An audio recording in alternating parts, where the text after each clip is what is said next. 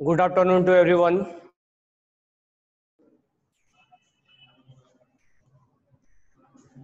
Now we start periodic classification. और अगले बार जो आपका टेस्ट होगा वो आपको पीरियोडिक क्लासिफिकेशन के ऊपर ही क्वेश्चन आएंगे।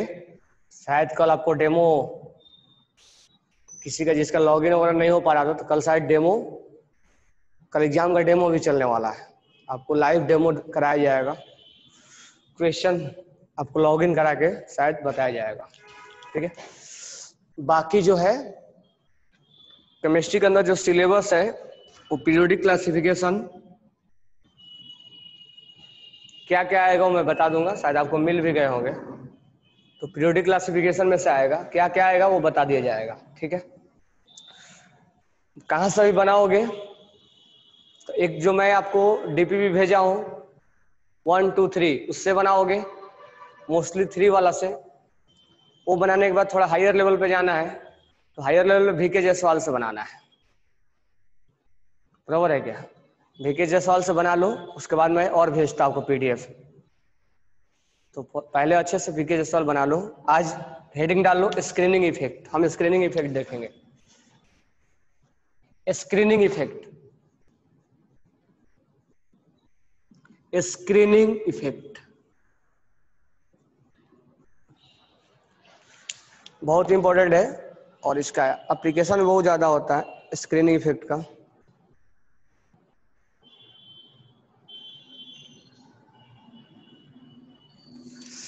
ठीक है, तो हम पढ़ेंगे आज स्क्रीनिंग इफेक्ट।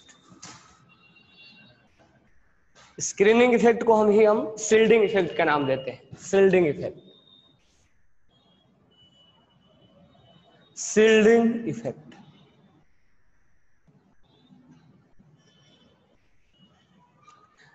और इसी टॉपिक में हम पढ़ने वाले हैं जेड इफेक्टिव। जेड इफेक्टिव तो पहले हम इसका समझेंगे मीनिंग, मीनिंग समझेंगे, फिर हम कैलकुलेट करेंगे।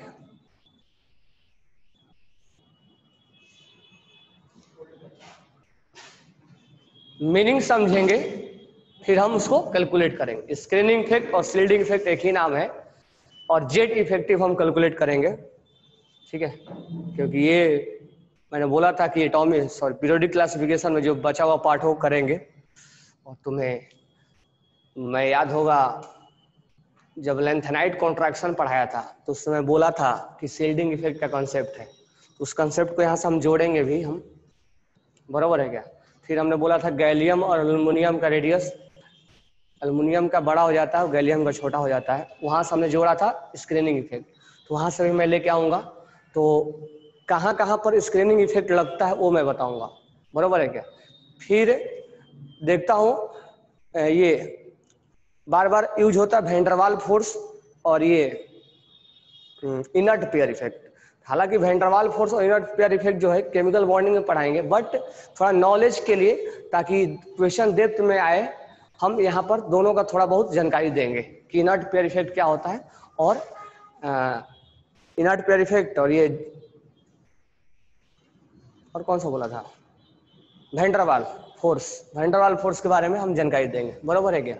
तो 3-4 चीजें के बारे में, क्योंकि बार बार यूज होता है लेकिन हम समझ नहीं पाते हो एक्चुअली है क्या। तो आप देखो ध्यान से, स्क्रीनिंग इफेक्ट कैलकुलेट करना हम अलग से सीखेंगे, बट पहले मीनिंग सीखते हैं। ध्यान से सुनना। मान लो कोई भी एलिमेंट लेते हैं, ठीक है, कोई भी एलिमेंट हमने लिया, चलो सोडियम ही लेते हैं। सोडियम के जो ऑर्बिट होता है उस ऑर्बिट में इलेक्ट्रॉन रिवॉल्व करता है। इस ऑर्बिट में इलेक्ट्रॉन रिवॉल्व करता है। ठीक है, थोड़ा बैक साइड से आते हैं, मीनिंग समझेंगे और इसका कैलकुलेशन समझेंगे। ठीक है, कैलकुलेशन निकालेंगे। तो पहले हम स्क्रीनिंग इफेक्ट, थोड़ा सा बैक साइड से तुम्हें लेके आ रहा हूं। पहले लोग ये नहीं जानते थे कि एटम को भी डिवाइड किया जा सकता है। तो एटम को लोगों ने डिवाइड किया, लोगों ने डिवाइड नहीं किया, एटम को सब पार्टिकल्स में डिवाइड किया जा सकता है। उसके बाद प्रूफ आया। मतलब बहुत समय पहले केमिस्ट्री के अंदर लोगों को यह भी नहीं मालूम था कि एटम्स में भी सब पार्टिकल्स होते हैं। इसके अंदर एटम्स के जो सब पार्टिकल है, सब पार्टिकल्स, वो है इलेक्ट्रॉन, प्रोटॉन और न्यूट्रॉन। तो लोगों को ये पहले जानकारी हुआ कि atoms can be divide and उनको 3 सब पार्टिकल्स में डिवाइड किया जा सकता है, इलेक्ट्रॉन, प्रोटॉन और न्यूट्रॉन। और भी होता है पॉजिट्रॉन, म्यूनस, बहुत सारे होते हैं, बट मेनली हम अभी 3 मानते हैं, क्योंकि चीजों को प्रूव होना और थ्योरेटिकल चीज आना, बुक में आना, वो टाइम लगता है।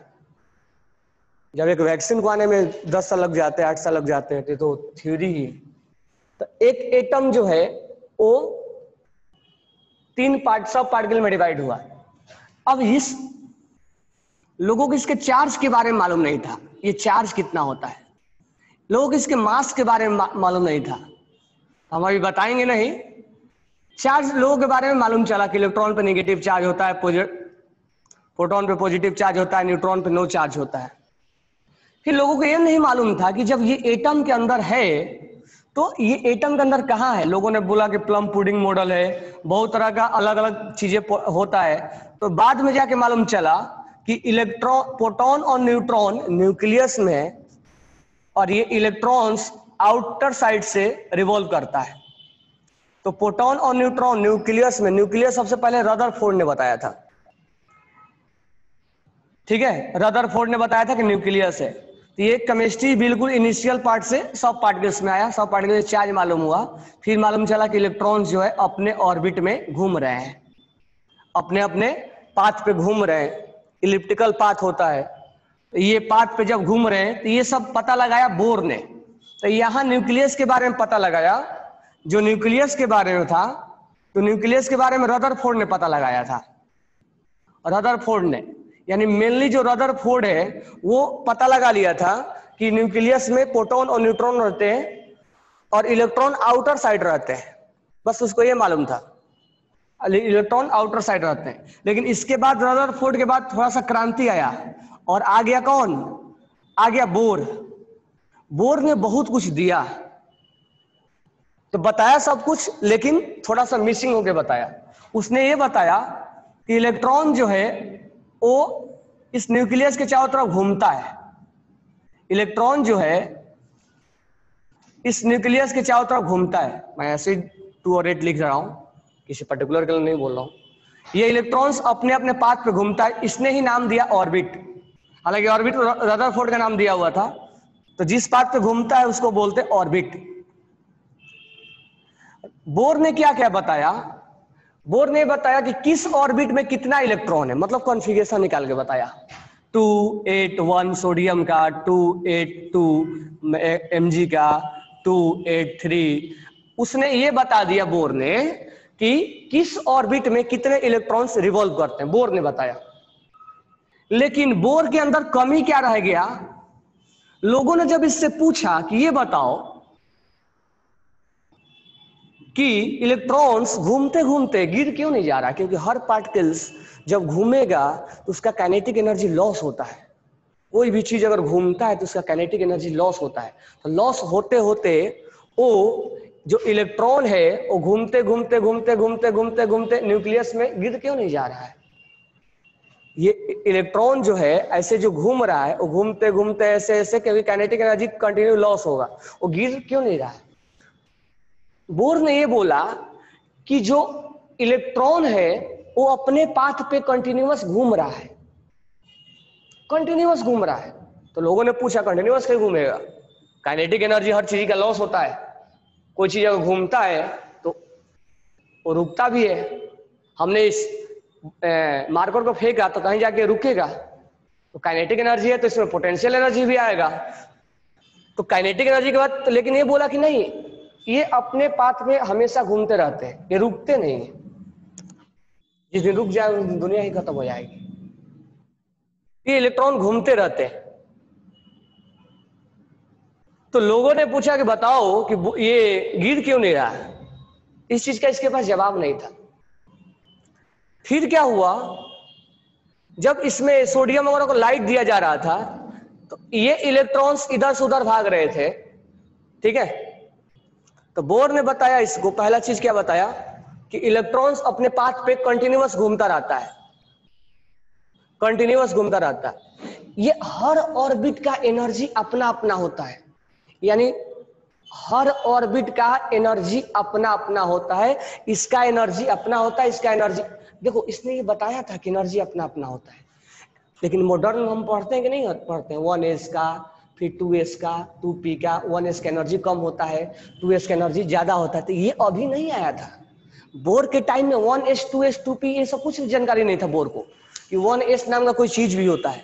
तो जो हम आज कॉन्फ़िगरेशन सीख लिए हैं 1s 2s 2p 3s 3p, ये बोर को नहीं मालूम था। बोर को बस ये कॉन्फ़िगरेशन मालूम था, सबसेल के बारे में जानकारी नहीं था। लेकिन बोर ने एक चीज बोला था कि हर ऑर्बिट का अपना अपना एनर्जी होता है और ये एनर्जी कंटिन्यू कम होता जाता है, सॉरी हाँ, ये एनर्जी बढ़ता जाता है और लास्ट में माइनस से कहां चला जाएगा, जीरो में चला जाएगा।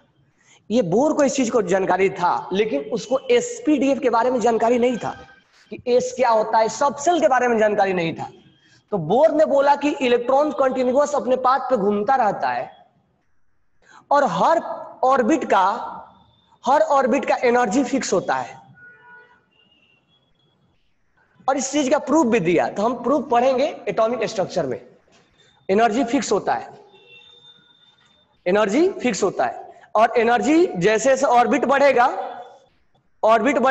एनर्जी भी बढ़ेगा, एनर्जी भी बढ़ेगा। इसीलिए इलेक्ट्रॉन न्यूक्लियस के पास में रहना चाहते हैं, लोअर में रहना चाहते हैं, क्योंकि इलेक्ट्रॉन्स के पास ज्यादा एनर्जी नहीं चाहिए। अगर इलेक्ट्रॉन्स के पास ज्यादा एनर्जी चाहिए तो उछल कूद उड़ी मारने लगेंगे वो, और जब उड़ी मारेंगे तो अनस्टेबल हो जाएगा। तो इसीलिए चीजें ज्यादा इलेक्ट्रॉन न्यूक्लियस के पास रहता है, वो अट्रैक्शन ज्यादा होता है, इसलिए स्टेबिलिटी ज्यादा होता है। तो ये दो चीजों ने बताया और बिल्कुल सही बताया। साथ में रेडियस भी बताया कि पहले ऑर्बिट का रेडियस क्या होता है। अभी तो हम पढ़ते हैं आउटर सेल का ऑर्बिट कितना होता है, लेकिन बोर ने पहले ऑर्बिट का रेडियस, दूसरे ऑर्बिट का रेडियस, तीसरे ऑर्बिट का रेडियस, चौथे ऑर्बिट का रेडियस, फॉर्मूला बताया, रेडियस बताया। ये तीन चीजें बोर का बहुत अच्छा से दिया हुआ था। लेकिन लोगों ने पूछा कि काइनेटिक एनर्जी कम होता हो तो गिर क्यों नहीं जाती, इसके पास जवाब नहीं था। बरोबर है क्या? तो बाद में समझ में आया कि कोई चीज अगर बॉडी घूमता है, जैसे अर्थ के चारों तरफ, सॉरी सन के चारों तरफ अर्थ भी घूमता है, तो अर्थ गिर क्यों नहीं जा रहा है? तो उसमें फिजिक्स के टर्म में आता है एक सेंट्रीपिटल फोर्स लगता है और एक सेंट्रीफ्यूगल फोर्स लगता है। तो कोई चीज अगर हम ऐसे रस्सी बांध के घुमाएंगे तो जब तक हम घुमाते रहेंगे, जब तक रस्सी का टेंशन फोर्स अंदर की तरफ लगेगा, और जब रस्सी को छोड़ते हैं तो कहां भागता है, बाहर की तरफ भागता है। तो सेंट्रीपिटल फोर्स और तो अंदर की तरफ रस्सी जो है वो खींचता है पत्थर को बांध के, जब हम घुमाएंगे तो, और छोड़ेंगे तो बाहर भागना चाहते हैं, यानी जाना चाहता है वो बाहर, लेकिन जो रस्सी है वो अंदर खींच रहा है। इसको सेंट्रीपिटल और सेंट्रीफ्यूगल फोर्स से बताया गया है। तो जब तक सेंट्रीपिटल और सेंट्रीफ्यूगल फोर्स बैलेंस है तब तक वो घूमता रहेगा। तो ये बाद में जानकारी मिला सेंट्रीपिटल और तो मैं तुम्हें बस ऐसे जानकारी दे रहा हूँ, पढ़ा नहीं रहा हूँ, क्योंकि सब पढ़ाएंगे हम एटॉमिक स्ट्रक्चर में, ठीक है। इस चीज का जानकारी मिला। तो बोर के आने के बाद अब नया क्रांति आया केमिस्ट्री में, मॉडर्न केमिस्ट्री आया। मॉडर्न केमिस्ट्री में बताया गया कि ऑर्बिट जो बोर KLMN नाम देता था, अब n = 1, n = 2, n = 3 ये नाम दिया गया। SPDF सबसेल नाम दिया गया। बोल दिया है कि इलेक्ट्रॉन जो है वो वेव पाथ पे चलता है। लोगों ने पूछा कि जब यहां से यहां इलेक्ट्रॉन उड़ी मारता है बोर से तो कलर शो करता है, क्यों करता है, उसकी जानकारी नहीं था। तो बाद में समझ में आया कि जब यहां से यहां जाएगा तो एनर्जी में चेंज आता है, और एनर्जी में चेंज आता है तो डेल्टा इक्वल टू होता है SC/λ, यानी उसमें वेवलेंथ आता है, चेंज इन एनर्जी, ठीक है। और इसी चीज को जोड़ दिया जाता है किससे, आइंस्टीन के फॉर्मूला से, E = mc²। तो एक पार्टिकल जो है वो, एक जो पार्टिकल्स है वो वेव भी बनाता है और एक पार्टिकल्स लाइट भी इमिट करता है। जैसे सनलाइट से आता हुआ जो पार्टिकल्स है फोटोन है, तो वो लाइट के पाथ भी चलेगा वेव बनाते हुए, और उसमें लाइट भी इमिट होगा, यानी उसमें दोनों काम हो, डुअल नेचर, रेडिएशन भी है, लाइट भी है, और वेव पाथ भी जनरेट करता है। ये सब चीजें हम बाद में पढ़ेंगे, मॉडर्न वाला हम बिल्कुल नहीं तुम्हें टच कर रहे हैं। बट इतना हमने जाना कि एक एटम के अंदर इलेक्ट्रॉन होते हैं। मैं तुम्हें थोड़ा जानकारी दिया, बाकी हम डिटेल में एटॉमिक स्ट्रक्चर में जाएंगे। अब ये डिटेल इसलिए तुम्हें दिया कि हम थोड़ा स्क्रीनिंग इफेक्ट देखना चाहते हैं। स्क्रीनिंग इफेक्ट है क्या? तो एक्चुअली में तुम्हें मैं थोड़ा बता दिया कि एटम्स का जो ऑर्बिट वगैरह है वो ऐसे रहते हैं। अब आते हैं स्क्रीनिंग इफेक्ट, हम समझते हैं। अब ध्यान देना, सोडियम के बारे में अगर हम सोचे 281, सोडियम का अपना अपना ऑर्बिट होता है 281, इसमें सबसेल भी होता है। अब होता है क्या, हम ये अभी अभी बोले कि ये प्रोटॉन पे प्लस चार्ज होता है और इस इलेक्ट्रॉन पे नेगेटिव चार्ज होता है, प्लस और माइनस में अट्रैक्शन होता है। इस इलेक्ट्रॉन में इस प्रोटॉन में अट्रैक्शन होगा, इस इलेक्ट्रॉन में इस प्रोटॉन में अट्रैक्शन होगा। हम बार बार अट्रैक्शन बोलते हैं, हम ये क्यों नहीं बोल रहे हैं कि नेगेटिव और नेगेटिव में रिपल्सन भी होगा? हम इसका तो कभी नाम ही नहीं लिए, नाम लिए गया कभी? हम बार बार बोलते हैं कि अट्रैक्शन होगा। तो ध्यान देना, फिजिक्स में पढ़ोगे इस चीज को या पढ़े भी होगे कि टू अनलाइक चार्ज में यानी अपोजिट चार्ज में अट्रैक्शन होता है, उसको बोलते हैं electrostatic force of attraction. Physics के लैंग्वेज में इसको बोलते हैं इलेक्ट्रोस्टैटिक फोर्स। तो अनलाइक चार्ज में यानी प्लस और माइनस में, अनलाइक चार्ज में क्या लगता है? इलेक्ट्रोस्टैटिक्स फोर्स ऑफ अट्रैक्शन, जो हम बार बार क्या बोला करते थे? फोर्स ऑफ अट्रैक्शन बोला करते थे, इलेक्ट्रोस्टैटिक नहीं बोलते थे। लेकिन ये दो चार्ज के बीच में जब लगता है तो इसको इलेक्ट्रोस्टैटिक का नाम देते हैं। दो चार्ज जब आ जाएगा और सेम चार्ज लाइक चार्ज में क्या हो जाएगा? लाइक चार्ज में उसको इलेक्ट्रोस्टैटिक ही नाम देंगे, इलेक्ट्रोस्टैटिक फोर्स ऑफ रिपल्सन बोलेंगे। ये आप जानते भी होंगे, अट्रैक्शन और रिपल्सन होता है। अब ध्यान देना, हम बार बार ये बोलते थे कि ये जो प्रोटॉन है, ये प्रोटॉन इस इलेक्ट्रॉन को खींचेगा, इसको खींचेगा, इसको खींचेगा। फोर्स ऑफ अट्रैक्शन हमने बहुत तुम्हें समझा भी दिया, फोर्स ऑफ अट्रैक्शन का चार्ट भी बनाया था, कैसे हम फोर्स ऑफ अट्रैक्शन देखा करते हैं। पहले हम नंबर ऑफ ऑर्बिट निकालते हैं, जितना पास में होगा उतना ही अट्रैक्शन क्या होगा? ज्यादा होगा। ऑर्बिट जितना कम होगा उतना ही अट्रैक्शन क्या होगा? ज्यादा होगा। क्योंकि फोर्स ऑफ अट्रैक्शन का फॉर्मूला भी मैंने दिया था, के Q1 Q2 upon R square, ये रेडियस है। तो ये जितना रेडियस कम होगा, अभी तक तुम रेडियस क्या डिफाइन करते हो? आउटर सेल में। तो जरूरी नहीं कि हर बार आउटर सेल ही होगा, बरोबर है क्या? ये कोई जरूरी नहीं कि हर बार आउटर सेल ही होगा। मतलब रेडियस कैलकुलेशन के लिए हम कंपेयर के लिए तो आउटर सेल लेते हैं, लेकिन हम एटॉमिक स्ट्रक्चर में ऑर्बिट नंबर 1 का भी रेडियस निकालेंगे, ऑर्बिट नंबर 2 का भी रेडियस निकालेंगे, ऑर्बिट नंबर 3 का भी रेडियस निकालेंगे, बरोबर है क्या? क्योंकि अभी यहाँ से यहाँ डिस्टेंस, यहाँ से यहाँ डिस्टेंस, यहाँ से, तो ये सब हम पढ़ेंगे एटॉमिक स्ट्रक्चर में। तो कहने का मतलब ये है कि जितना आर कम होगा उतना ही उसका अट्रैक्शन क्या होगा? ज्यादा होगा। जितना आर कम होगा उतना ही अट्रैक्शन क्या होगा? ज्यादा होगा। तो आर जो है फोर्स ऑफ अट्रैक्शन के इनवर्सली प्रोपोर्शनल है। अब हमने अट्रैक्शन बोल दिया तो हमने कभी ये नहीं बोला कि रिपल्सन भी होगा। तो ये चीज ध्यान रखना, अट्रैक्शन डोमिनेट करता है, इसलिए हम बार बार अट्रैक्शन का नाम लेते हैं, लेकिन ऐसा नहीं कि रिपल्सन नहीं होता है। अब ध्यान से सुनना, क्योंकि स्क्रीनिंग इफेक्ट से रिपल्सन का ही लेना देना है, शील्डिंग इफेक्ट से रिपल्सन का ही लेना देना। अब ध्यान देना, यहाँ पे ये जो इलेक्ट्रॉन है और ये जो इलेक्ट्रॉन है, ये 8 इलेक्ट्रॉन है, ऐसे समझो, किसी एक पर्टिकुलर पे समझते हैं। ये जो 8 इलेक्ट्रॉन है कुछ इस तरह से फैले होंगे, 1 2 3 4 5 6 7 8, ये 8 इलेक्ट्रॉन कुछ इस तरह से फैले होंगे। तुम पहले बनाते, अब लुईस स्ट्रक्चर बना के आते भी हो ऐसे। अब ये इलेक्ट्रॉन और ये इलेक्ट्रॉन क्या रिपल्सन नहीं करेगा? क्या करेगा? सेम चार्ज है, क्या केवल अट्रैक्शन होगा क्या? इसको क्या इसका केवल अट्रैक्शन होगा? इसमें रिपल्सन नहीं होगा? होगा, लेकिन हम नाम नहीं लेते हैं। क्यों? क्योंकि अट्रैक्शन डोमिनेट कर जाता है, अट्रैक्शन भारी पड़ता है। तो हम बोलेंगे कि इलेक्ट्रॉन में और प्रोटॉन में, इलेक्ट्रॉन में और प्रोटॉन में क्या लगता है? शॉर्ट में मैं लिख रहा हूं फोर्स ऑफ अट्रैक्शन, और इलेक्ट्रॉन में क्या लगेगा? Force of repulsion. याद रखना, फोर्स ऑफ रिपल्सन। अब इसमें रिपल्सन क्रिएट होता है। क्या क्रिएट होता है? रिपल्सन। तो अभी फिजिक्स में तुम वेक्टर पढ़े हो अच्छे तरह से। अब मुझे देखो ध्यान से, अब मैं इस इलेक्ट्रॉन के बारे में केवल सोचूं कि आउटर सेल के इलेक्ट्रॉन के बारे में मैं सोचूं, क्योंकि अक्सर हम आउटर सेल के इलेक्ट्रॉन के बारे में 1 मिनट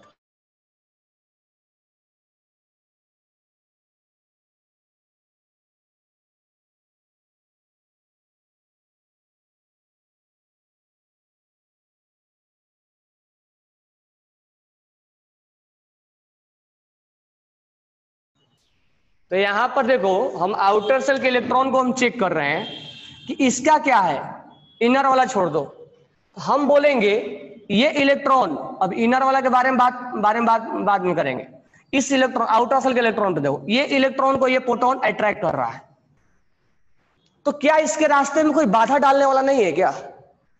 केवल अट्रैक्शन हो रहा है क्या? नहीं, इनमें रिपल्सन भी हो रहा है, और ये रिपल्सन अपोजिट डायरेक्शन में लगता है।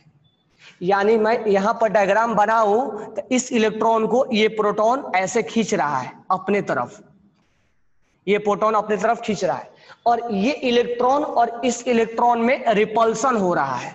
तो रिपल्सन का एरो अपोजिट डायरेक्शन में होगा, क्योंकि रिपल्सन अपोजिट डायरेक्शन में लगता है, और अट्रैक्शन टुवर्ड्स द न्यूक्लियस होता है और रिपल्सन अवे द न्यूक्लियस होता है। तो ये रिपल्सन होता है इस इलेक्ट्रॉन और इलेक्ट्रॉन में। तो कहने का मतलब एक फोर्स ये है और एक कोई हम उसको खींच रहे हैं, और फ्रिक्शन जानते हो कि उल्टा लगता है, वेक्टर में सारे चीजें पड़े होंगे, कोई चीज हम खींच रहे हैं और मान लो कोई इसको उल्टा डायरेक्शन में धक्का दे रहा है, तो रिजल्टेंट क्या होगा? इस फोर्स को इस फोर्स से हम माइनस कर देंगे। मान लो हम 10 न्यूटन से इसको खींच रहे हैं और 2 न्यूटन अपोजिट में कोई लगा रहा है, तो रिजल्टेंट क्या होगा? 1 न्यूटन हमारे तरफ आएगा। तो कहने का मतलब ये है कि भारी अट्रैक्शन पड़ता है, रिपल्सन का वैल्यू कम होता है, इसलिए हम बार बार रिपल्सन का नाम नहीं लेते हैं। ठीक है, अब बात रहा कि हम इस टॉपिक से जोड़े कैसे। तो जो रिजल्टेंट फोर्स आया, रिजल्टेंट फोर्स ऑफ अट्रैक्शन, मैं शॉर्ट में लिखा हूं, रिजल्टेंट फोर्स ऑफ अट्रैक्शन जो आया, क्या आया? Force of attraction minus force of repulsion, force of attraction minus force of repulsion. यानी ये इसको कितना पावर से खींच रहा है, तो केवल हम डायरेक्ट बोलते हैं प्रोटॉन खींच रहा है, लेकिन हम अगर वैल्यू देखें तो ये इसको खींच रहा है तो रिपल्सन भी हो रहा है, लेकिन तो रिपल्सन को हम मिनिमाइज कर दे रहे हैं, नेग्लेक्ट कर दे रहे हैं, लेकिन वो नेग्लेक्ट होने वाला तो नहीं है, उसका कुछ ना कुछ तो वैल्यू है कि नहीं है। तो कहने का मतलब ये है कि अट्रैक्शन में से इस रिपल्सन को हम कुछ माइनस करेंगे। अब माइनस करने के बाद जो रिजल्टेंट फोर्स ऑफ अट्रैक्शन आएगा उसी को हम नाम देते हैं Z effective, that is called Z effective. यानी रिजल्टेंट फोर्स कितना है अट्रैक्शन का, न्यूक्लियस कितने पावर से अपने तरफ खींच रहा है, तो उस खींचने को बोलेंगे जेड इफेक्टिव का नाम देते हैं।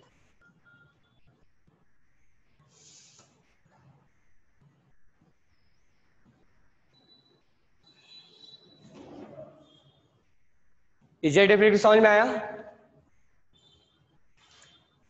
जेड इफेक्टिव सबको समझ में आया ना? अब आते हैं स्क्रीनिंग इफेक्ट क्या है, तो अब उसका हम वैल्यू निकालते हैं। पहले चीजें समझेंगे फिर कैलकुलेट करना सिखाएंगे। अब ध्यान देना इधर, इसको मैं हटा रहा हूं। जेड इफेक्टिव समझ में आ गया होगा क्या है, तो जेड इफेक्टिव का हम वैल्यू कैलकुलेट करेंगे, बरोबर है? जेड इफेक्टिव और मैं रिपीट जरूर रिपीट कर दे रहा हूं। पहले स्क्रीनिंग समझ लो, पहले स्क्रीनिंग पे आते हैं एक बार। चलो गैलियम ही लेते हैं। गैलियम होता है 1s2 31 होता है, 2s2 2p6 3s2 3p6 4s2 3d10 4p1, ये गैलियम का है। ध्यान रखना 4 ऑर्बिट होता है, 1 2 3 4। चौथा ऑर्बिट में क्या है? 4 में लास्ट में क्या है? 4p1 है और 4s2 भी है। चलो यहां गैलियम का 31 प्रोटॉन आ गया। अब ध्यान से सुनना, इस आउटर सेल के इलेक्ट्रॉन को तीन इलेक्ट्रॉन है, ठीक है? तो यहां पर मैं फोर्थ में 3 इलेक्ट्रॉन लिख देता हूं, ये भी है और ये भी है। तो 3 में से केवल हम एक का नाम ले रहे हैं, बराबर है क्या? क्योंकि अट्रैक्शन पर इलेक्ट्रॉन पे चेक किया जाता है। तो 3 इलेक्ट्रॉन है तो हम तीनों पे अलग अलग एक ही आएगा वैल्यू, ठीक है?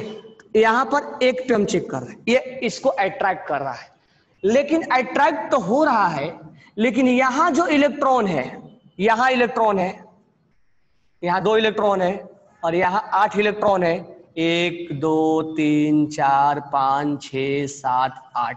यहां पर 2 से 8 18 इलेक्ट्रॉन है, यहाँ 18 इलेक्ट्रॉन, 1 2 3 4 5 6 7 8 10 11 12 13 14 15 16 17 1 18 इलेक्ट्रॉन है यहाँ पर डी में, और यहाँ पर 3 इलेक्ट्रॉन है, यानी इसका कॉन्फ़िगरेशन हो जाएगा क्या 2 8 और 18 और 3, सही है ना, 2 8 8 3 हो जाएगा, 2 8 18 ये 3 वाला और ये 3 हो जाएगा, बराबर है क्या।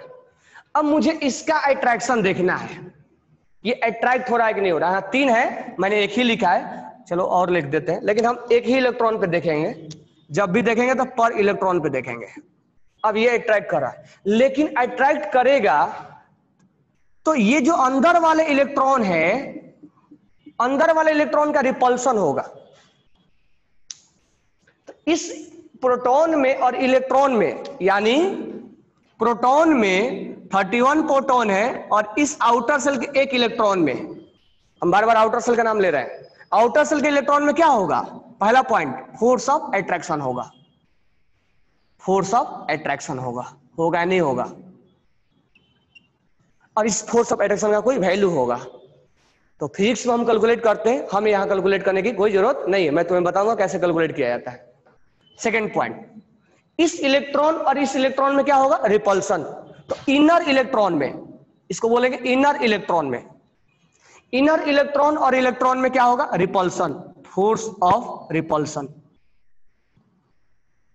दो चीज समझ में आ गया, ये इसको अट्रैक्ट करे, इसको भी अट्रैक्ट करेगा, ये भी सब न्यूक्लियस, इसको हम आउट इस पे देख रहे हैं, केवल आउटर सेल के इलेक्ट्रॉन पे हम चेक कर रहे हैं, बार बार आउटर सेल के इलेक्ट्रॉन पे ही स्क्रीनिंग इफेक्ट पूछा जाता है। मतलब हम अट्रैक्शन जो कुछ भी देखा जाता है इफेक्ट, वो आउटर सेल पे ही देखा जाता है, ठीक है। रेडियस भी देखते हैं तो आउटर सेल पे ही देखते हैं, इलेक्ट्रॉन निकालना होता तो हम आउटर सेल पे ही देखते हैं, इलेक्ट्रॉन आउटर सेल के ही निकालते हैं, जब गेन करता है तो आउटर सेल में ही करता है, इसीलिए हम सब चीजें आउटर सेल के रेफरेंस में ही पढ़ा करते हैं। तो आउटर सेल से ये खींच रहा है और ये आपस में क्या कर रहे हैं, रिपल्सन कर रहा है। अब जब ये खींच रहा है तो दो पॉइंट क्लियर हो गया, जब ये खींच रहा है तो उसका डायरेक्शन किधर है, टुवर्ड्स न्यूक्लियस, टुवर्ड्स न्यूक्लियस। तो हमें ये दो चीजें जान के रखना है कि इसको अट्रैक्ट कर रहा है इधर और इसका डायरेक्शन किधर है, न्यूक्लियस। इनर इलेक्ट्रॉन और इलेक्ट्रॉन में जो रिपल्सन हो रहा है उसका डायरेक्शन किधर है, away from nucleus, away from nucleus. तो ये दो चीजें हमें बिल्कुल क्लियर समझ में आना चाहिए, ठीक है। अब बात रहा कि दोनों में से जीतता कौन है, कौन भारी है, तो ये भारी है, इसीलिए हम बार बार रिपल्सन का नाम नहीं लेते हैं। तो ये अट्रैक्शन, अब बात रहा कि ये इधर खींच रहा है, कोई हम अंदर की तरफ खींच रहा है, कोई इसको धक्का दे रहा है, तो रिजल्टेंट फोर्स कितना आएगा। तो तीसरा पॉइंट क्या है, रिजल्टेंट फोर्स, रिजल्टेंट फोर्स। तो रिजल्टेंट फोर्स कितना आ गया, तो force of attraction minus force of, यानी equation number 1 minus equation number 2, वही हमारा रिजल्टेंट आ गया। रिजल्टेंट फोर्स यही आया ना कि अंदर की तरफ 10 न्यूटन और बाहर की तरफ 2 न्यूटन, तो 10 न्यूटन माइनस 2 न्यूटन, बराबर है क्या। अंदर की तरफ मान लो 10 न्यूटन है और बाहर की तरफ जो रिपल्सन है वो 2 न्यूटन है, तो 10 न्यूटन माइनस 2 न्यूटन, रिजल्टेंट कितना आ गया, 8 न्यूटन अंदर की तरफ, रिजल्टेंट कितना आ गया, 8 न्यूटन अंदर की तरफ। तो इसी रिजल्टेंट को हम क्या नाम देते हैं, that is called Z effective, यानी न्यूक्लियस का जेड कितना अट्रैक्ट कर रहा है, that is called Z effective, यानी force of attraction minus force of repulsion. अब बात रहा कैलकुलेट कैसे करेंगे, वो सिखाएंगे हम, लेकिन पहले मीनिंग समझ में आया कि नहीं आया जेड इफेक्टिव का। Yes Raj sir, are they related to atomic radius. Z effective सबसे रिलेट हो जाएगा, आयनाइजेशन एनर्जी से भी रिलेट हो जाएगा, यानी जो मैं तुम्हें प्रोटॉन बताता था वो जेड इफेक्टिव भी बताता था। अब मैं तुम्हें बता दूंगा कि जेड इफेक्टिव वो प्रोटॉन ही था, जो मैं तुम्हें जो टेबल लिखवाया था, सेकेंड ऑर्बिट इक्वल हो जाता, कहाँ जाते थे हम, प्रोटॉन के पास। अब प्रोटॉन का मतलब बुक में लिखा हुआ मिलेगा जेड इफेक्टिव, तो मैं तुम्हें जेड इफेक्टिव नहीं बोलता था, मैं तुम्हें बोलता था प्रोटॉन चेक करो, वो बात एक ही हो जाता है, ठीक है। जितना ज्यादा प्रोटॉन होता है उतना ही ज्यादा जेड इफेक्टिव, वो हम जब कैलकुलेट करेंगे तब बताएंगे। पहले आप इसका मीनिंग क्लियर समझो, सारे चीजें हौच पौच एक मिनट मत करो, एक एक का मीनिंग समझो, वो क्लियर करो। मैं सारे चीजें बताऊंगा, सारे चीजें रिलेट भी करूंगा, सारे चीजें बताऊंगा भी, जितना लेकिन बता रहा हूं उतना क्लियर करो, बिल्कुल वो चीजों को फील करो कि हाँ ऐसा हो रहा है। बाकी चीजें हमारा काम, हम रिलेट कर देंगे तुम्हें, तुम बस सुनते रहो इसको, और उसको उसमें डाउट है तो बोलो। बाकी आगे से कैसे रिलेट करना है, कैसे नहीं करना है, उस टॉपिक में जाना है, कैसे जाऊंगा, वो मैं सब रिलेट करूंगा, कैसे कैलकुलेट करना है, कैसे नहीं करना। इसके रिलेटेड कोई अगर तुम्हें पास कोई डाउट है तो बोलो कि हम आउटर सेल में क्यों चेक कर रहे हैं, ये जेड इफेक्टिव इससे रिलेटेड, जेड इफेक्टिव सबसे रिलेटेड है, रेडियस से भी रिलेटेड है, Z effective electron gain enthalpy से भी रिलेटेड है, जेड इफेक्टिव तुम्हारा फोर्स ऑफ अट्रैक्शन को जेड इफेक्टिव बोलते हैं। Resultant force of attraction is called Z effective, लिख लेना। ये इनर की तरफ खींचा और ये आउटर की तरफ से ढकला, repulsion, attraction minus repulsion, attraction लेकिन भारी पड़ता है तो जेड इफेक्टिव। अगर हम नॉर्मल लैंग्वेज में बोले तो क्या बोलेंगे, force of attraction minus force of repulsion, हो गया हमारा आंसर। समझना है तो बस यही लाइन समझा देता है कि फोर्स ऑफ अट्रैक्शन, लेकिन कौन सा अट्रैक्शन, इस इलेक्ट्रॉन पे इसका, इस इलेक्ट्रॉन पे केवल इसका बस चलता है, ये खींचता है। आउटर सेल का एक इलेक्ट्रॉन पर इलेक्ट्रॉन का फोर्स ऑफ अट्रैक्शन, इसमें एक चीज तुम्हें जोड़ना होगा कि आउटर सेल में पर इलेक्ट्रॉन का फोर्स ऑफ अट्रैक्शन, और रिपल्सन किसका, जो अंदर वाले हैं, जो क्रांति मचा रहे हैं, जो रिपल्सन करते हैं उनका value.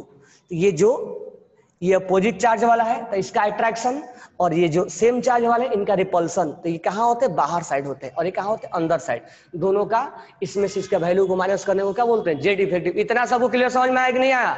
What is neutron in nucleus, neutron का क्या काम है, न्यूट्रॉन पे कोई चार्ज है क्या, ओमकार, न्यूट्रॉन पे कोई चार्ज है क्या, न्यूट्रॉन का कोई चार्ज काम ही नहीं है। न्यूट्रॉन मास होता है, और मास जो होता है वो, मास जो है वो आपको फिजिकल प्रॉपर्टीज में चेंजेस करता है। तुम्हें याद होगा आइसोटॉप्स में बता रहा था बार बार, जो इलेक्ट्रॉन होते हैं वो केमिकल प्रॉपर्टीज को चेंज करा देते हैं, और जो मास होता है वो फिजिकल प्रॉपर्टी को चेंज कराता है। क्यों, क्योंकि मास की वजह से डेंसिटी चेंज हो जाएगा। क्यों, क्योंकि डेंसिटी का फॉर्मूला क्या होता है, मास अपॉन वॉल्यूम, तो मास बढ़ेगा तो डेंसिटी बढ़ेगा। तो मास के न्यूट्रॉन के इधर होने से, इधर उधर होने से फिजिकल प्रॉपर्टीज में चेंज आता है, melting point, boiling point, density. लेकिन इलेक्ट्रॉन्स के इधर उधर होने से उसके केमिकल प्रॉपर्टी में चेंज होता है। लेकिन हम यहाँ पर दोनों चीजों में नहीं पढ़, हम यहाँ पढ़ रहे हैं जेड इफेक्टिव, जो अट्रैक्शन है उसका रिजल्टेंट, सीधा सीधा आंसर है, जो अट्रैक्शन है और जो रिपल्सन है, attraction minus repulsion, that is called Z effective. सबको समझ में आया या नहीं आया, sir it is possible to change the spin of an electron, नहीं ये पॉसिबल नहीं। यहाँ स्पिन से, स्पिन में मत घुसेड़ो, स्पिन एटॉमिक स्ट्रक्चर में देखेंगे, यहाँ सिंपल सिंपल चीजें सीखना है। इसमें स्पिन से क्या लेना देना है, इसमें स्पिन से, इसका अगर ये क्लॉकवाइज घूम रहा है, सोचो ये क्लॉकवाइज घूम रहा है और ये एंटी क्लॉकवाइज घूम रहा है, इसको चार्ज तो माइनस माइनस लगने वाला है ना। ये क्लॉकवाइज घूम रहा है, ये एंटी क्लॉकवाइज है, तो चार्ज तो माइनस माइनस ही है, तो रिपल्सन तो देगा ही देगा। रिपल्सन का वैल्यू उस क्लॉकवाइज और एंटी क्लॉकवाइज से कोई चेंजेस नहीं होने वाला है, बरोबर है क्या। ये जेड इफेक्टिव सबको समझ में आ गया, ओके। आते हैं हम नेक्स्ट पॉइंट पे। अच्छा नेक्स्ट पॉइंट ही देख रहे थे ना, शील्डिंग इफेक्ट। अब ध्यान दो, अब ध्यान देना, ये जेड इफेक्टिव मैं निकालने के लिए बताऊंगा, बरोबर है क्या। ये समझा दिया मीनिंग, आई मीनिंग समझाया। अब हम तुम्हें कैलकुलेट करने के लिए बताएंगे, उससे पहले स्क्रीनिंग इफेक्ट बताते हैं। तो अब स्क्रीनिंग इफेक्ट समझना ध्यान से। होता है क्या कि जो 3D वाले इलेक्ट्रॉन है और जो 4f वाले इलेक्ट्रॉन है, इनका कहानी कुछ ऐसा होता है, ये जो दोनों में जो रहते हैं इलेक्ट्रॉन, ये ऐसा मिलता है, ऐसा पाया गया है, मतलब ऐसा इन्वेंशन के थ्रू जाना गया है कि ये जो इलेक्ट्रॉन्स है, इनका जो नेचर है वो दूर दूर फैल के रहना चाहते हैं। ये जो है वो डी अलग अलग है दोनों, एक ही मत समझ लेना। डी वाले इलेक्ट्रॉन का टेंडेंसी है वो दूर दूर फैल के रहना चाहते हैं, इसका मतलब क्या हुआ तो बता रहा हूं, 4s का जो इलेक्ट्रॉन रहते हैं वो चाहते हैं हम दूर दूर फैल कर रहे। इससे लेना देना क्या है, लेना देना है, ध्यान से सुनना क्या लेना देना है। अब ये जो है, जो ये डी है, ये डी वाले हैं, ये डी तीसरे में आएगा तो 1 2, ये तीसरे में डी आएगा, ये यहां आ गया डी, तो ये 10 इलेक्ट्रॉन यहां आ गया डी वाला, 1 2 3 4 5 6 7 8 9 10। ये चाहते हैं दूर दूर फैल कर रहना, केवल हम डी पे कमेंट कर रहे हैं। और ये 4s 4p1 है, 4 में हालांकि और है, मैं इस पे देख रहा हूं। अब ये क्या है, ये दूर दूर फैल कर रहना चाहते हैं, तो इससे क्या फर्क पड़ता है, फर्क पड़ेगा, देखो कैसे। अगर इस इलेक्ट्रॉन को ये प्रोटॉन क्या कर रहा है, खींच रहा है, इस इलेक्ट्रॉन पे केवल इसका जोर चलता है, यही केवल खींचेगा इसको। अब ये दूर दूर फैल के रहते हैं, तो इस इलेक्ट्रॉन और इलेक्ट्रॉन में डिस्टेंस क्या हो गया, ज्यादा, तो रिपल्सन क्या गिरेगा, कम गिरेगा। इनके बारे में नहीं बात कर रहे हैं, इनके जो पहले था वो अभी भी वैसा ही है, हम इनके बारे में बात कर रहे हैं। यानी डी का टेंडेंसी ऐसा है, ये डिफ्यूज इन नेचर होते हैं, मैं अभी लिखवाऊंगा, पहले इफेक्ट देख लो। ये डी वाले इलेक्ट्रॉन अब पास पास नहीं रह के दूर दूर आते हैं, तो दूर दूर रहने से क्या फर्क पड़ता है, तो इनमें रिपल्सन कम हो जाएगा, अट्रैक्शन तो उतना ही रहेगा, यानी फोर्स ऑफ अट्रैक्शन जो रिजल्टेंट होगा वो फोर्स ऑफ अट्रैक्शन माइनस, अब जब रिपल्सन का जो वैल्यू आएगा ये तो उतना ही है जितना हम कैलकुलेट कर, मान लो 2 न्यूटन था तो 2 न्यूटन ही है। अब इसके द्वारा जो डी है, जो पास पास नहीं रह के दूर रहते हैं, अब इनका जो रिपल्सन का वैल्यू है वो कम हो गया। तो कहने का मतलब ये है कि रिपल्सन का वैल्यू जो है अब थोड़ा कम लग रहा है, तो कम लगने से फोर्स ऑफ रिपल्सन का वैल्यू कम गिरेगा, तो जब कम गिरेगा तो जेट इफेक्टिव यानी अट्रैक्शन का वैल्यू क्या होगा, ज्यादा होगा। अब फिर से समझो, दूसरे टर्म में समझा रहे हैं। कबड्डी तो देखते होगे तुम लोग, पुणे, मुंबई, पटना, पटना कई बार जीतता भी है प्रो कबड्डी। तुम मुझे ये बताओ, जब कोई उसमें प्लेयर है रेड करने आता है, तो जब उसको पकड़ना होता है उसको क्या बोलते हैं, रेड करने जब आता है तो उसको घेरते हैं ना। तो मुझे बताओ, जब वो घेरते हैं तो पास पास से ज्यादा घेरेंगे या दूर दूर से घेरेंगे, पास से उसको घेर पाएंगे ना। अगर वो दूर से, मान लो प्लेयर यहां आया और तुम उसको दूर से घेर रहे हो, यानी उसको आराम से वो निकल जाएगा यहां से, और जब तुम उसको पास से घेरोगे तो दूर से नहीं निकल पाएगा। यानी पास से घेरने का मतलब तुम उसको सील्ड कर दिए, क्या कर दिए तुम, उसको सील्ड कर दिए। जब तुम सील्ड कर दोगे तो वो भाग नहीं पाएगा। अब देखो ध्यान से, इस चीज को मैं यहां से कैसे रिलेट कर रहा हूं। अब जब ये अट्रैक्ट कर रहा था इधर, तो ये जो इलेक्ट्रॉन है इस न्यूक्लियस को घेर नहीं पा रहा है, दूर दूर फैल जा रहा है। तो दूर दूर फैलने से ये आजादी इसको मिल रहा है, इसको खींचने का, यानी इसको डिस्टर्ब करने वाला अब कम हो जा रहा है, ये डिस्टर्बिंग पॉइंट है।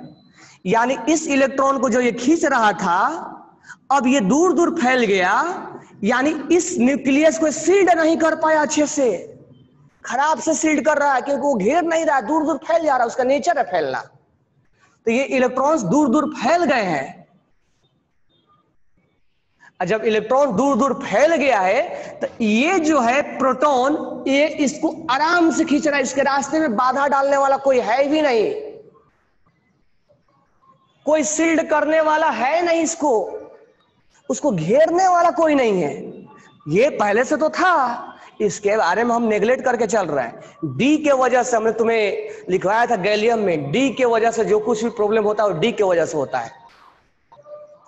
तो ये तो हम पहले से था और अभी भी है, लेकिन डी के आने की वजह से अल्युमिनियम में और गैलियम में केवल डी के इलेक्ट्रॉन्स आने की वजह से ये प्रॉब्लम क्रिएट होता था, लेकिन हर चीज में डी आने से नहीं होगा, ये चीज थोड़ा जानना पड़ेगा। तो डी को आने से क्या हो गया, तो डी के इलेक्ट्रॉन्स आने से फैल जाते हैं, वो कहते हैं कि हम फैल कर रहेंगे। हम न्यूक्लियस को सील्ड नहीं करेंगे, हम नहीं घेरेंगे उसको। तो बोल रहा है न्यूक्लियस जब तुम नहीं घेरोगे तो हम इसको अच्छे से खींच लेंगे, हमारे रास्ते में कोई बाधा डालने वाला है भी नहीं। ये जो डालते थे वो तो पहले भी डालते थे और आज भी डाल रहे हैं, लेकिन तुम जब 3D10 आया है तो इसका जो नेचर है वो डिफ्यूज इन नेचर है, फैल के रहना चाहता है। तो ये फैल गए हैं और इस महाशय में रिपल्सन कम हो गया है क्योंकि ये दूर दूर हो गए हैं, बराबर क्या, ये दूर दूर हो गए हैं थोड़ा, और दूर दूर होने की वजह से इनमें रिपल्सन कम हो गया है, यानी ये अब थोड़ा सा विद्रोह कम कर रहे हैं। जब विद्रोह कम होगा तो अट्रैक्शन तो ऑटोमेटिक बढ़ जाएगा। तो कहने का मतलब जो रेड करने आया उसको पास से घेरोगे तब वो घेरा जाएगा, और दूर से घेरोगे तो भाग जाएगा।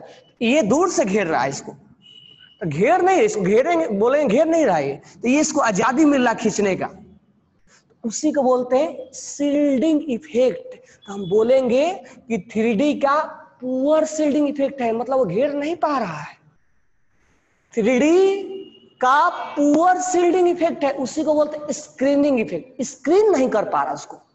यानी अगर सोचो, अब ऐसे समझा रहे हैं तुम्हें, कोई हम खड़े हैं, हम यहाँ खड़े हैं, हम रस्सी खींच रहे हैं, उधर से कोई चीज हम खींच रहे हैं और कोई चीज बाहर धक्का देने वाला, मतलब रिपल्सन करने वाला है। अब वो अगर पास पास है तो वो हमें ज्यादा खींचने नहीं देंगे, वो उसको अपोज करेंगे। लेकिन वो थोड़ा दूर दूर फैल जाएंगे तो हमें क्या मिल जाएगी, आजादी मिल जाएगी, हम आराम से उसको खींच लेंगे। समझ में आया क्या, आया कि नहीं आया? मान लो किसी चीज को हमें अट्रैक्ट करना है, खींचना है, तो अकेला अगर रहेंगे तो हम ज्यादा खींचेंगे ना।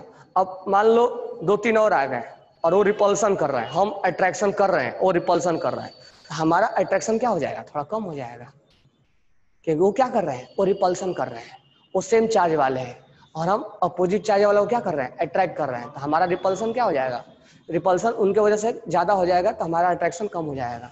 तो ये डी के वजह से, ये डी के वजह से, डी का नेचर है डिफ्यूज होना, दूर दूर फैल के रहना।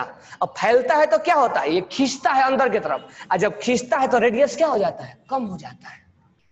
इसीलिए गैलियम और एल्युमिनियम में गैलियम छोटा पड़ जाता है और एल्युमिनियम बड़ा हो जाता है, क्योंकि इसको आजादी मिलता है खींचने को, और जैसे खींचता है अंदर लाके यहाँ पर इसको शिफ्ट कर देता है। ये एल्युमिनियम से भी छोटा कर देता है, क्योंकि एल्युमिनियम को होता है ऑर्बिट नंबर 3, ऑर्बिट 3 होता है 283। अब ये जब खींचता है इसको इतना खींच देता है कि ये एल्युमिनियम से भी छोटा पड़ जाता है, कि उसको खींचने के लिए आजादी मिल जाती है। तो इसीलिए बोलते हैं इसको, ये जो 3D वाले इलेक्ट्रॉन सील्ड नहीं कर पा रहे हैं, घेर नहीं पा रहे हैं। तो सील्डिंग इफेक्ट का मतलब एक ही होता है, घेरना, न्यूक्लियस को घेरना।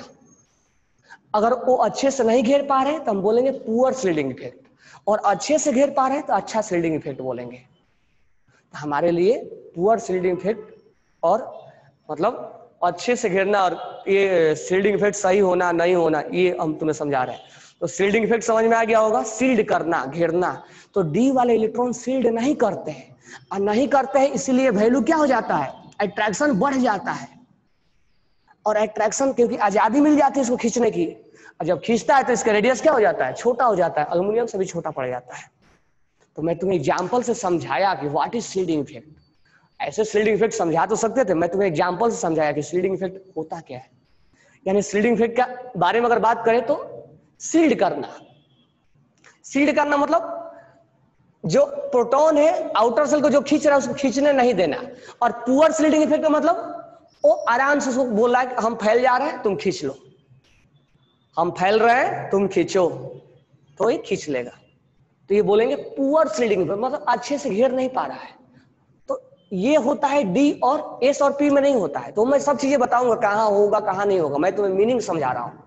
सब तुम्हें 1 बाय 1 बताऊंगा, किसका वैल्यू, रिपल्सन का किसका वैल्यू कितना होता है, अट्रैक्शन का वैल्यू कितना होता है, सब चीजें बताऊंगा मैं तुम्हें। तो ये डी वाले का ऐसा नेचर होता है कि वो फैल कर रहना चाहते हैं, इसलिए वो आजादी दे देते हैं। लेकिन हर डी में ऐसा काम नहीं बोलेंगे, बरोबर है। तो ये तुम्हें मीनिंग में समझा दिया सील्डिंग इफेक्ट का मतलब, सील्ड करना।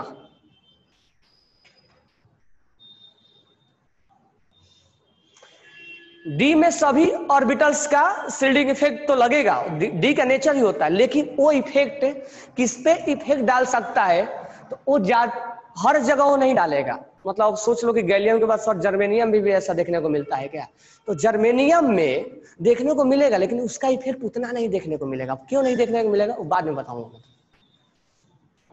कहीं पर इफेक्ट ज्यादा देखने को मिलता है, कहीं कम देखने को मिल जाता है, बरोबर है, क्योंकि वो इफेक्ट देखने के लिए 2-3 फैक्टर देखना पड़ता है। एटॉमिक नंबर भी देखना पड़ता है, प्रोटॉन भी देखना पड़ता है, आउटर सेल में कितने इलेक्ट्रॉन वो भी देखना पड़ता है। केवल शील्डिंग देखने से काम नहीं चलेगा कि तुम केवल शील्डिंग देख रहे हो। तो उस चीज को जो तुम बोल रहे हो सर डी वाला में सब जगह, जैसे गैलियम और अल्मुनियम जैसे है, वैसे सर जर्मेनियम और ये कहे शिव जी सिलिकॉन और जर्मेनियम में भी लगा सकते हैं क्या? तो नहीं, वहां नहीं लगेगा। पूछो क्यों? तो केवल तुम शील्डिंग नहीं देख के काम बता सकते हो रेडियस के बारे में। शील्डिंग एक फैक्टर जरूर है, लेकिन वो one and only one factor नहीं है जो तुम उसको लगाओगे। उसके अलावा भी और कई फैक्टर हैं, जैसे प्रोटॉन, आउटर सेल में कितने इलेक्ट्रॉन है, तो बहुत सारे फैक्टर देख के लगाया जाता है।